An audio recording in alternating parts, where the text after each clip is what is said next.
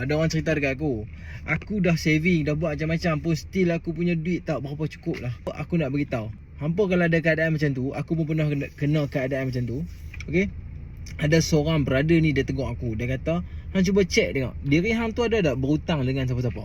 Hutang tak kisahlah, hutang PTPTN kau, hutang dengan mak hang kau, hutang dengan bapa hang kau, hutang dengan family hang kau, kawan hang kau. Tapi hang cuba check, ada tak hutang. Kalau hang ada hutang dengan orang tu, sekurang-kurangnya ada niat nak bayar. Harimai balik, weh itu aku ada hutang hang ni, sekian-sekian, harga 1000 ni, nanti aku bagi dulu boleh tak? Boleh tak aku bayar 100 dulu? Bayar 100 dulu pun tak apa. Sebab sekurang-kurangnya tuan tu tahu, oh kata hang ingat kata hang hutang dengan dia. Sebab kalau hang tak remind dia, hang nak tunggu duit hang seketui, hang nak bayar. Sampai bila duit hang nak seketui? Hang nak simpan RM50 sebulan pun susah. Hang nak tunggu seketui 2000 hang nak bayar. Bila hang diam, orang yang bagi hutang tu mungkin dalam hati dia tak reda tau. Bila dia tak reda tu, yang tu yang punca rezeki kita tersekat.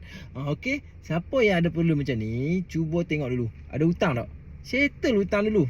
Walaupun duit tak ada, niat dia tak ada masalah dah. Okey, selamat settle hutang. Bye bye.